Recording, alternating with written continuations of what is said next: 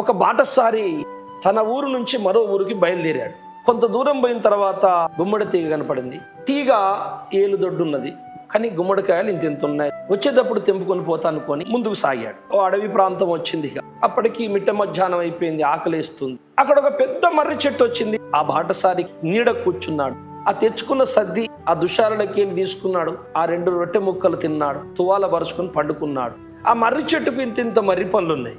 అయితే మర్రి పళ్ళను చూసి అతడు అనుకున్నాడు, అరే దేవునికి తెలివి లేదు. మా ఇంటి ముందు ఉన్నటువంటి గుమ్మడి చెట్టు ఏలుదొడ్డు లేదు, తీగకి ఇంతింత కాయలు ఉన్నాయి, కానీ ఇంత పెద్ద మహావృక్షానికి ఇంతింత కాయలు పెట్టండి దేవుడు. ఆ గుమ్మడికాయలు దీనికి ఉండాల్సింది, అసలు ఆ సన్నతీగకే ఈ కాయలు ఉండాల్సింది. దేవుడు ఏదైనా తెలివి లేనట్టున్నది, ఇట్లా చేసిండు అనుకున్నాడు. సరే మనకెందుకులే అనుకున్నాడు, పడుకున్నాడు. ముఖం మీద దుషాల కప్పుకొని పండుకున్నాడు. లేచేసరికి ఆ తువాల మీద ఇంతింత మర్రి పండ్లు పడ్డాయి. ఆ మర్రి పండ్లు చూసినాక అతని గుండె గుబుల్లు అన్నది. దేవుడే ఒకవేళ ఈ మర్రి చెట్టుకి ఆ గుమ్మడికాయలు పెడితే ఇప్పుడు నేను సచ్చూరుకుంటున్నాను కదా.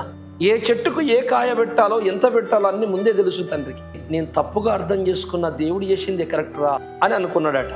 మనుష్య జ్ఞానముతో దేవుని సంగతులు ఆలోచించినప్పుడు కొన్ని వెర్రితనం కనబడుతుంటాయి, కానీ అందులో అనంతమైన దేవుని జ్ఞానం ఇమిడి ఉన్నదని కాలములలో మనము ముందుకు సాగుతుండగా దేవుడు మనకు తెలియపరుస్తాడు.